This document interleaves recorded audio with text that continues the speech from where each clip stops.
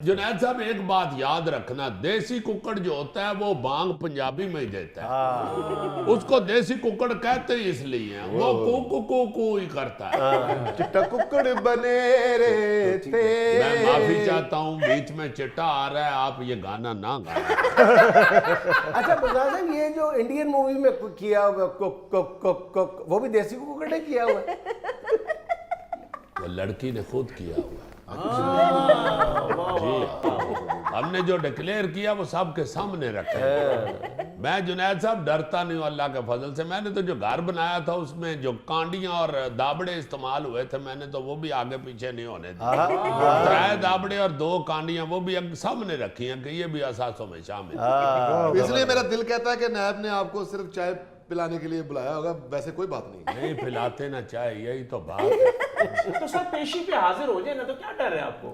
यार ये तुम्हें नहीं पता, ये इंतकाम ले रहे हैं, ये सारा सियासी इंतकाम है और ये इनको महंगा पड़ेगा। दोबारा अगर हुकूमत आ जाएगी जब खान साहब की, और इंशाल्लाह दोबारा लग गया वजीर आला पंजाब उस्मान बुज़दार, तो इनको ज़हन में होना चाहिए कि फिर क्या होगा। बजाज साहब, ये आप धमकी दे रहे हैं? धमकी नहीं जुनैद साहब, सादा आदमी हूँ, मेरा तो तरला ही है। मैं तो बस इनको ये समझाना चाहता हूँ कि मैं अल्लाह के फजल से झूठ नहीं बोलता। जो मैंने असासे डिक्लेयर किए हैं उन पे कायम हूँ मैं। जुनैद साहब, हालां मैं आपको सच्ची बात बताऊं ना, अंदर की बात जो है, मैंने असासों में 17 बकरियां डिक्लेयर की हुई है। अच्छा। आप यकीन माने, हालां एक बकरी का बच्चा मर गया मगर मैंने लिस्ट में से काटा नहीं। मैंने कहा कोई बात नहीं, उस बेचारे में से तो गोश्त भी को 7 किलो निकलना, टैक्स उस पे कितना लग जाएगा। चले बुज़दार साहब, केसेस छोड़े आप, ये जेल भरो तहरीक में आप कहाँ हैं? यानी आप पूछना ये चाह रहे हैं कि जेब भरो तहरीक छोड़े, जेल भरो तहरीक में आप क्या? मैं जेल में जाने से नहीं डरता जुनैद साहब, खान साहब के लिए जान भी हाजिर है। मैं जेल जाने से नहीं डरता, मुझे डॉक्टर ने मना किया। अच्छा जुनैद साहब, मैं सीढ़ियों से गिरा था तो एकदम मैंने दीवार को हाथ लगाया, ये मेरा घुट दर्द करता है। मुझे ऑर्थोपेडिक ने कहा कि हाथ कड़ी इधर नहीं लगनी चाहिए। तो उल्टे हाथ पे लगवा लीजिएगा। नहीं जुनैद साहब, वो दोनों हाथों पे लगाते हैं, ये हमारी हुकूमत थोड़ी है। जब हुकूमत चली जाए तो फिर दोनों हाथ इनके हाथों में। बुज़दार साहब हथकड़ी रहने दे, पाँव में बेड़ियां डलवा लें। यार मैं साबिक वजीर आला सुल्ताना डाकू नहीं हूँ, शरीफ आदमी हूँ मैं। ये तो आपको बताया, सियासी इंतकाम ले रहे हैं और अल्लाह के फजल से हमारे हाथ साफ हैं। ये अगर ईमानदारी के साथ इन्वेस्टिगेशन करना चाहते हैं तो मैं हाजिर हूं, मगर मुझे पता नहीं इन्होंने ईमानदारी से नहीं करनी इन्वेस्टिगेशन। मैं इसलिए दफ्तर में नहीं जाता। हालांकि दफ्तर मेरे घर से ज्यादा मेरा ख्याल है 150-200 मील है। और दूसरा मैंने आपको बताया, मैं शादी पे बुक को, इसलिए मैं नहीं जाना चाहता तारीख पे। शादी पे बुक है, शादी पे बुक है। आप उस्मान बुज़दार हैं, आतिफ असलम है। जुनैद साहब, आतिफ असलम तो करोड़ रुपया लेता है। मैंने तो सिर्फ रोटी पे गा के आना है। तो आप इतनी टेंशन में कैसे गाना गाएंगे? वो मैंने उन घर वालों को साफ बता दिया कि मैं टेंशन में हूँ, मैं सिर्फ दुख की गाने सुनाऊंगा। उन्होंने कहा ठीक है, गाना तो होगा ना, जैसा भी होगा ठीक है, सुना देना। दुखी वो सुनाए, फिर दिल लगाया था, दिल लगी करिए। ईसा खेलवी साहब का आज अताउल ऐसा खिलवी साहब, नहीं, वो कहते हैं कि उनके गाने के लिए रहने देना, तुम उनकी कैसेट हमारे पास है।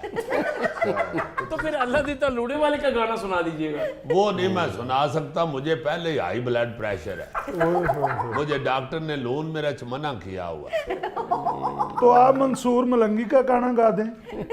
अब बात तो आपकी ठीक है, वैसे भी लोग कहते हैं कि उस्मान बुज़दार मलंग आदमी है। तो ये मलंगी का गाना ही सुनाऊंगा, मगर उसमें भी एक गड़बड़ है ना। उनका सबसे मशहूर गाना तो वही है कि फुल मोती दा मार के जगा सोनी है। ये ना हो नैब इस पे भी केस बना दे। और वैसे भी मार धाड़ तो है ना, बेशक फुल मारने की बात है। वही कह रहा हूँ ना जी, इनको तो बहाना चाहिए इस वक्त केस बना। वालेकुम अस्सलाम जुनैद साहब, ये आपने जब कहा है ना साबिक वजीर आला, जी जी, तो यकीन माने खुशी की बजाय शर्मिंदगी शुरू हो गई। क्यों? अल्लाह खैर करे। वही आज जो सलूट मारते थे वजीर आला उस्मान बुज़दार को, वही हाथ अब गिरेबान को आना शुरू हो गए हैं। मैंने तो वो मिसरा कुछ 100 दफा दिन में कहना शुरू कर दिया हुआ है, बदलता है रंग आसमां कैसे कैसे। वाह रे वाह। आप देखें जुनैद साहब, इन्होंने कितना गलत रवैया बना लिया हुआ है। झूठे मुकदमात और झूठे इल्जामात की वजह से परेशान कर रहे हैं ये हमें। आपको पता है अल्लाह के फजल से नीट एंड क्लीन दौर गुजरा है मेरा। मैंने तो काम ही को इसलिए नहीं किया कि कोई स्कैंडल ना बन जाए। ऊपर से नैब वालों ने कह दिया 10 अरब रुपये के असासे हैं तुम्हारे। जुनैद साहब, मुझे तो सऊदी अरब वाले अरब के अलावा अरब का पता ही नहीं है। मुझे तो ये नहीं पता कि 1 लाख में 5000 के नोट कितने होते हैं। इन्होंने 10 अरब मुझ पे डाल दिया। यकीन माने जुनैद साहब, टोटल कैश मेरे पास 6.5 लाख रुपया पड़ा हुआ है। वो भी उस वक्त पूरा हुआ है जब मैंने 1 भैंस और 2 देसी कुक्कड़ बेचे हैं। फिर भी गुजार साहब बड़े अच्छे पैसे मिल गए आपको, 6 लाख रुपया एक भैंस के और 2 देसी कुकड़ों के। मेरा ख्याल वो कुकड़ अंग्रेजी में बांग देते होंगे। नहीं जुनैद साहब, 2.5 लाख तो पहले था ना। अच्छा। हाँ जी, ये 4.5 लाख भैंस और 2 कुकड़ा। अच्छा। जुनैद साहब, एक बात याद रखना, देसी कुकड़ जो होता है वो बांग पंजाबी में ही देता है। उसको देसी कुकड़ कहते ही इसलिए हैं, वो कू ही करता है। चिट्टा कुक्कड़ बने रे थे। मैं माफी चाहता हूँ, बीच में चिट्टा आ रहा है, आप ये गाना ना गाएं। अच्छा गुजार साहब, ये जो इंडियन मूवी में किया हुआ वो भी देसी कुकड़ ने किया हुआ है? वो लड़की ने खुद किया हुआ है। जी वो लड़की ने खुद किया जी। हाँ जी, मुझे पता है ना, मैं इतना भी बोला नहीं हूँ। ठीक है, हमारा बैकवर्ड इलाका है, मगर इतनी तो समझ आती है कि ये जो गाने के अंदर को हो रहा है, ये क्यों हो रहा है। इन्होंने 10 अरब के असासे कह दिए हैं। मेरे तो टोटल कबीले के असासे इकट्ठे करें तो इतने के नहीं बनते। सारे कबीले का असासे मैंने टोटल लिस्ट बनाई है तो 9 ऊंट हैं जुनैद साहब हमारे पास। मेरा ख्याल है 17 बकरियां हैं। देसी कुकड़ 52 हैं। मगर वो भी जुनैद साहब अब बिकते ही नहीं, जितना रेट हो गया हुआ है। आपके कबीले के अंदर कोई बैल वगैरह नहीं? देखें, अल्लाह को जान देनी है, झूठ मैं नहीं बोलता। मैं सारे सासे डिक्लेयर करता हूँ। एक बैल है, अच्छा, वो भी मेरे कजन के पास है। वैसे हम सारे कबीले वाले पैसे इकट्ठे करके किस्तों पे ट्रैक्टर ले रहे हैं। वो भी जब आ जाएगा, पहुंच जाएगा कंपनी की तरफ से, तो उसे भी डिक्लेयर करेंगे। और उसके जो मिला के सारे टोटल 28 मालकान बनते हैं, उनके नाम भी लिखवाएंगे। जुनैद साहब, हम 2 नंबर काम नहीं करते। जबरदस्त। हमने हमेशा अल्लाह के फजल से 1 नंबर काम किया। चूंकि मेरे तो लीडर ने मुझे ये बताया हुआ है कि उस्मान बुज़दार, तुमको लगवा रहा हूं वजीर आला। देखो, मुंह तुम्हारा जो है वो छोटे थानेदार वाले। ये कहा था साथ? हाँ जी, वो जुगते बड़ी करते हैं। अच्छा। आपके प्रोग्राम में नहीं उनको बताया उन्होंने कि मुझे जो पहली जुगत हुई थी वो तो होती हुई मूली हुई थी।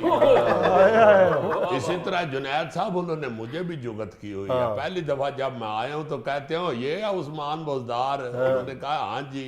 कहते हैं यार ये तो माशाल्लाह लगता है ताजा गोंगलू पुटा हुआ है। मुझे माफ कीजिएगा, उन्होंने जो आपको सबसे बड़ी जुगत की है ना, जिसमें सबसे ज्यादा लाफ्टर आया था, वो वसीम अकरम प्लस ही थी। जुनैद साहब, वो तो उन्होंने मेरी क्वालिटीज देख के